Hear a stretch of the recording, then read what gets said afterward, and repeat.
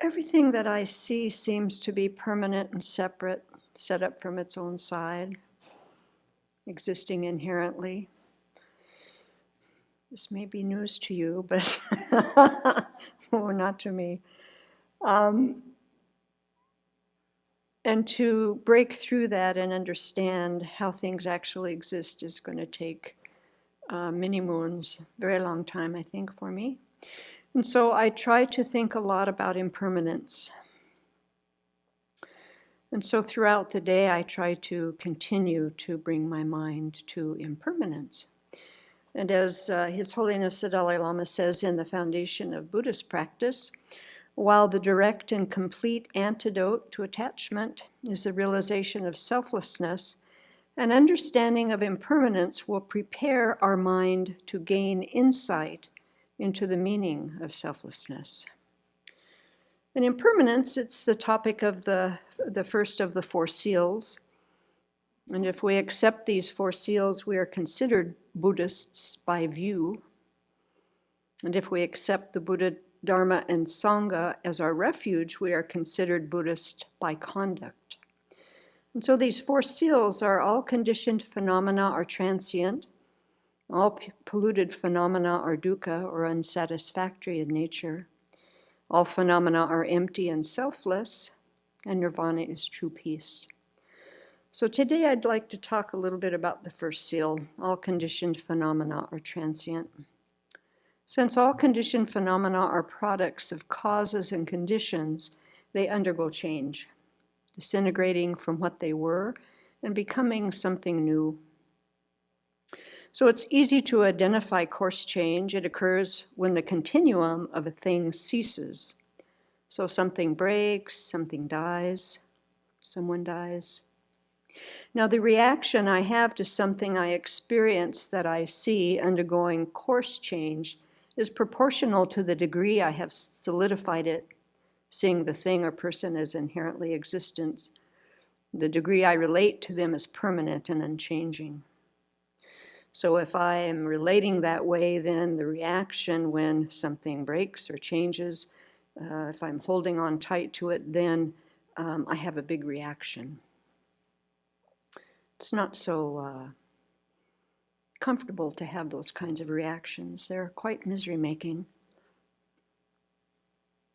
Now, for something to arise and cease in this coarse way, it has been in the process of changing moment to moment. And so without subtle change, coarse change would not occur. Impermanent means changing by moment to moment. Without subtle momentary change, coarse change would not happen. The fact that things end indicates they change subtly in each instant. Now, it's not the case that one cause produces a particular thing. That thing remains unchanged for a period of time, and then another condition suddenly arises that causes its cessation. Rather, the very factor that causes something to arise also causes it to cease. From the very first moment of a thing's existence, it has the nature of coming to an end. The very nature of conditioned phenomena is that they do not last from one moment to the next. Now, there are certain types of conditioned phenomena that degenerate from the start, like our lifespan. And then there are other kinds that change all the time but don't actually degenerate. So like the conventional nature of our mind. That's not going to degenerate, but still it's subject to subtle change, and in this case, one with no beginning and no end.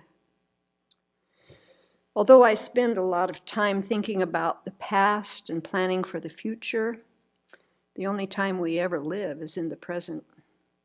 But it's changing every nanosecond. It's very elusive. So how do I bring impermanence into my day? At the beginning of the day, I think of death. I reflect on how many people died during the night. I often will look at a website that's called Worldometer.info. It's a dynamic changing site of real-time statistics with the headings of population, government and politics, society and media, environment, food, water, energy, and health. And it just helps my mind encompass the vast moment-to-moment changes happening in this world. And let me bring it up and I'll just show you a little bit. So you can just, maybe you can see how things are just, it's moving continually. Yeah? And so that's helpful. The one that's moving the most is emails sent today. But world population, births in this year, births today, deaths this year, deaths today, 84,678, 81, 86, 87.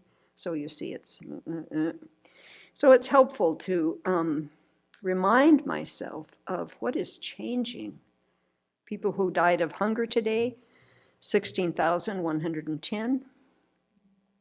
So, how much water, energy, health, anyhow. So it's interesting to look at that. It's helpful. I think about the moment-to-moment changes happening in my body. We all take about 23,000 breaths a day. Our body makes 2 million new red cells every second. There are between 50 and 75 trillion cells in the body, and each type of cell has its own lifespan. Red blood cells live for about 4 months. White blood cells live on an average of more than a year. Skin cells live 2 or 3 weeks. Colon cells die off after about 4 days. That's a busy area down there.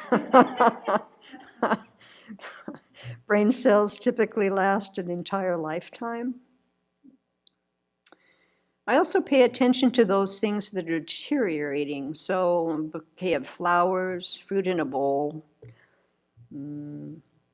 sometimes what's in the salad bowl. There's